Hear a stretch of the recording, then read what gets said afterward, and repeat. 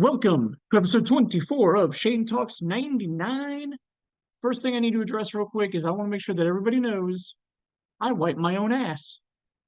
Cool. Now that we got that out of the way, let's talk about one of the best comedies of the 90s and easily the best comedy of 1999. This ends an amazing run of comedies that Adam Sandler has. 25 years ago today, Big Daddy was released in theaters, and this is a movie that I love. I absolutely love it. Most movies, when I'm doing the reviews of them for Shane Talks 99, I'll watch them like once a week or two before I have to record something. But with this movie, I have literally watched it 5 times in the last week. I will just because I wanted it fresh in my head, I watched it, and then the next day I was like, I want to watch it again. And the next day I was like, I want to watch it again. And the next day I was like, I'm gonna put this on to have it in the background, and then I'm gonna sit down and just watch the whole movie. Like this movie is fantastic. It is awesome. It is a lot of childish humor, but let me tell you, that's my kind of humor. There's a lot of pee-pee jokes in it, but it's also a romantic movie. It's got a pursuing the girl twist to it, and in the end, let's be honest, it's got some serious heart to what you just watched. So the movie itself deals with this moving out of the childish phase of your life and starting to expect or accept some responsibility in life. And I kind of like that plot line. So, real quick, let's jump back and look at Adam Sandler's history in the 90s. Okay. Like, number one, 94 was Airheads and Mixed Nuts. The next year was 95. He did Billy Madison. 96, he did Happy Gilmore and Bulletproof. Then took 97 off, but in 98 came back with The Wedding Singer and The Waterboy, which, truth be told, I really need to give The Waterboy another rewatch. It's been a long time since I've seen it. I didn't like it very much when I saw it, and I didn't like it any other time I've seen it since then.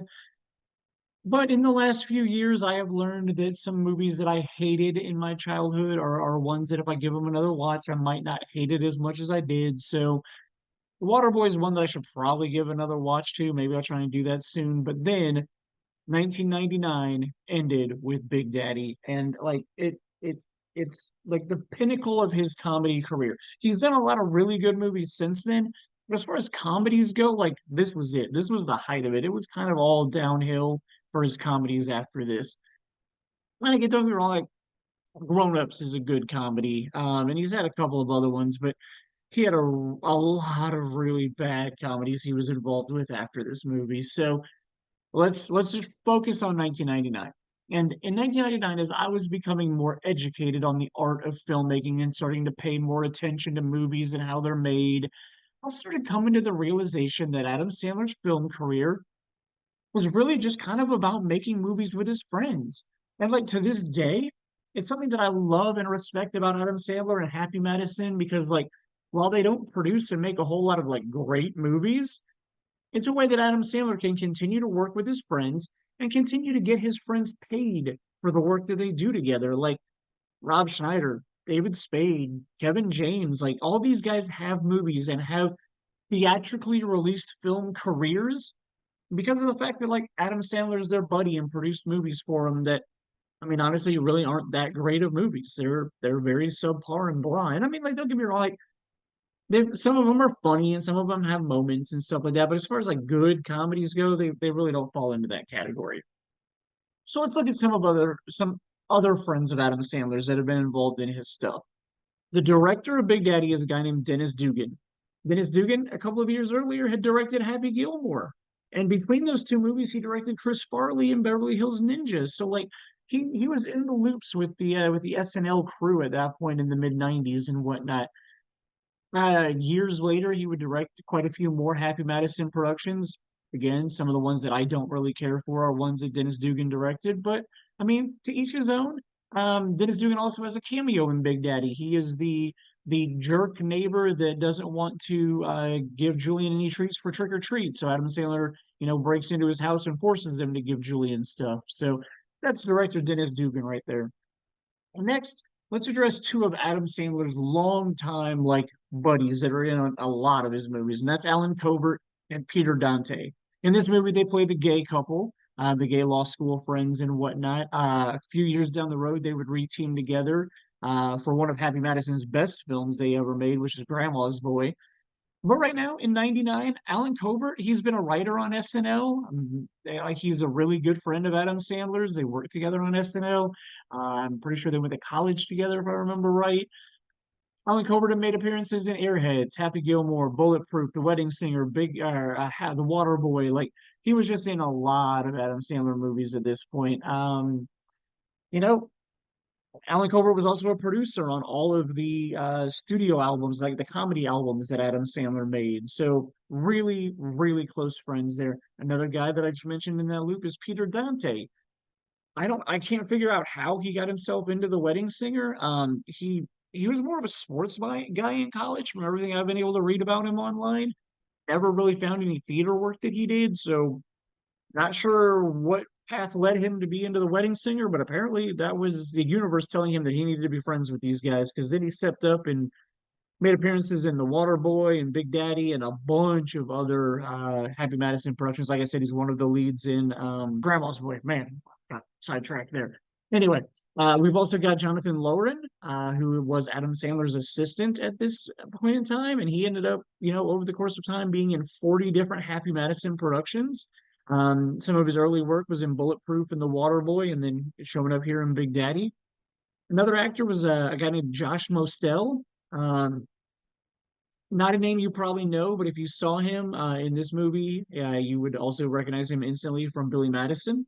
He played the principal in Billy Madison, and even though he's got some of those awesome comedies on his resume, two of his best roles come from some pretty dramatic movies. He was in the movie The Basketball Diaries, and then he was in Rounders also. So, a guy that you will know 100% is Steve Buscemi is involved in this project. In the late 80s and 90s, Steve Buscemi was doing a lot of movies, and I literally mean a lot, like 4 to 5 movies a year, like Steve Buscemi was being a part of. And the thing that I really respect about Buscemi is like in that massive amount of filmmaking, he would find time to do a bunch of art house projects. He would find time to do a stupid comedy with Adam Sandler and his friends, and then he'd go on to do a huge movie in that same year. Like, let's look at 1994. Buscemi did Airheads, amazing movie, but he was also in Pulp Fiction that year. Next year in '95, he was in Billy Madison, showed up in Desperado. 1998, he was in The Wedding Singer, also was in a little movie you might have heard that summer called Armageddon. So like Steve Buscemi just never gave up like doing all the work, the comedy work, the action work, the big budget work. But Buscemi always cared enough about his friends to come back and do these Happy Madison productions. So that's really cool. Let's look at some of the other cast. We have the original Buffy the Vampire Slayer herself, Christy Swanson. She plays Sonny's ex-girlfriend in the movie. Rob Schneider, another SNL alum, is in this movie. Really terrible accent, probably something that couldn't, be made today with having a white dude, having a really bad accent through an entire movie. But I mean, it plays well. It's funny. I'm sorry. Like it's a great character for Rob Schneider to play. Leslie Mann plays a character named Corinne in this movie. It's Jon Stewart's girlfriend, but like I'll get that in a second. But first, I need to address the fact that in 1999, I was dating a girl named Corinne. So for her, it was cool to see her name show up in a movie because not a super common name, not a name I'd ever heard of before I started dating her, nor one I'd ever heard of in a movie. Both of those things happened in 1999, but then pretty sure I pushed it a little too far when I would constantly quote every line of the movie that had her name in it, and I don't think she enjoyed that very much. But Leslie Mann, in 1997, she married Judd Apatow a year after they had met, or a year or two after they had met working on the Cable Guy. So um, at that time, like she gets brought into this universe because Apatow and Sandler had actually lived in the same apartment in Los Angeles. And if you've ever seen the opening of Apatow's film Funny People, like the entire opening credits are over some like VHS video footage of Adam Sandler like making prank phone calls and whatnot. That's like actual real footage from when they were roommates. And like it's stuff like that that just makes me insanely happy to see like these two friends, and then one of them's dating a girl, and now that girl ends up in an Adam Sandler movie, and like that kind of took off her. Like she's obviously been in the Cable Guy, but like she started getting really big after Big Daddy and after her husband started, making movies himself and putting her in them and stuff. So Leslie Mann's sister in this movie is played by Joey Lauren Adams. 1999 was also the first time I'd ever seen the film Chasing Amy. So like twice in one year, in the spring when I saw Chasing Amy, and in the summer when I saw Big Daddy. Like major crush going on with Joey Lauren Adams. Like both amazing films. She was great in both of them. Perfect timing. I previously mentioned Jon Stewart was in this movie. So 1999 was the same year that Jon Stewart took over The Daily Show from Craig Kilborn. But a few years before that, he'd been on MTV. He had the Jon Stewart Show on MTV. So at that point, I loved MTV in high school. So I ate up all that MTV stuff. So I was familiar with Jon Stewart. Also in like 97 or 98, he had a stand-up special called Jon Stewart Unleavened, which is to this day one of the funniest stand-up specials I've ever seen. Jon Stewart's delivery and his physical comedy that he does in that show are just top notch, so great. And I'm not saying it's the greatest special ever because obviously like Chappelle and Russell Howard and Jack Whitehall, they have some specials that I think are probably better than this one, but it's one that I hold dear from my childhood, like really enjoying what it was. And then we get to the basically lead of the show, maybe second lead to Adam Sandler is Cole and Dylan Sprouse.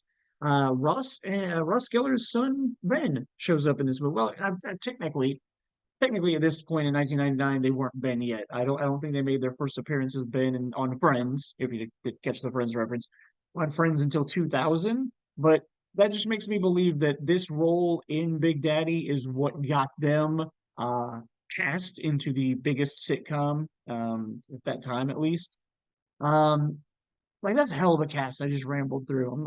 I'm almost out of breath talking about all the talent that's in this movie right now. But like so much so that I don't even know if I really need to talk about them. Do I really even need to talk about this movie? Like, I'm assuming that if you're here, you know the movie, you love the movie, you agree with me that this is literally one of the best things that's come out of 1999. It's so fantastic.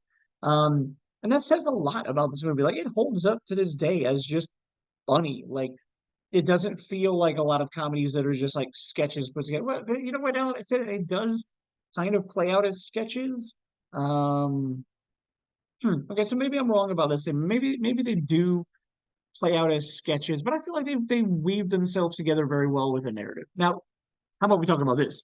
Do you remember the soundtrack to this movie? The soundtrack is a banger. It was so much good music on here. First up, Sheryl Crow covered Guns N' Roses and sang "Sweet Child of Mine." Everlast is on here covering Neil Young's "Only Love Can Break Your Heart." Garbage was on here when I Grow Up. Limp Bizkit, of course, because I mean, what soundtrack doesn't have Limp Bizkit in the late '90s? Limp Bizkit's Just Like This was on the soundtrack.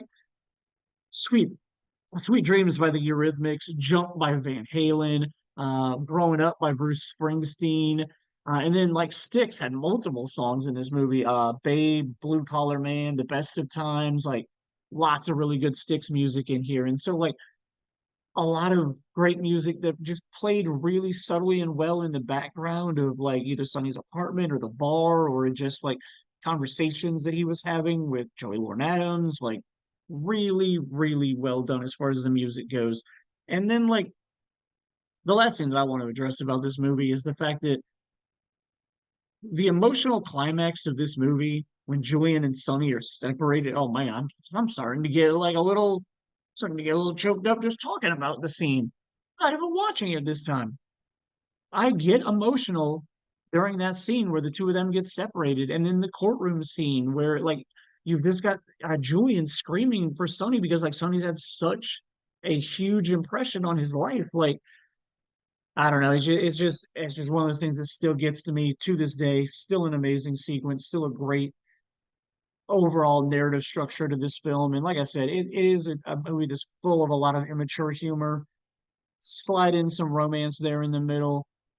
You got Sonny growing up as a character and proving that he's not, the lazy piece of crap that his father plays him out to be. Like, there's a lot of stuff in this movie that I really like, I really enjoy, and I narratively think was really well done. Like, this movie is hilarious. This movie is solid, and this just shows you how great comedy was in 1999. And in 5 days, I have to talk to you about two movies that I don't think are very funny and I don't think are very good in 1999. But I know I'm in the minority of this. And as part of 1999 is the greatest year in cinema, I have to admit that there are people who like these two films, despite the fact that I don't. First up, I'm gonna have to talk about Wild Wild West. Ugh, Wild Wild West. the July 4th weekend, supposedly summer blockbuster of 1999 that is just miserable on so many aspects. And I'll get into that and the producer of that movie later. And then I have to talk about South Park, bigger, longer, uncut. Never been a South Park fan. I understand that a lot of South Park fans love this movie. As a not South Park watcher, I watched it because I literally watched everything that came out in 1999, and I did not enjoy this movie. There was a lot of hype for it. There was a lot of buzz for it. I know a lot of people loved it, but I am not excited about rewatching it this week. Well, in the next 5 days. So I'm going to suffer through that. I'm going to try to be as positive as I can. Maybe I won't hate these movies as much as I remember hating them, but that's very unlikely. So in 5 days, I'll be back on June 30th, and we'll talk about those two flicks.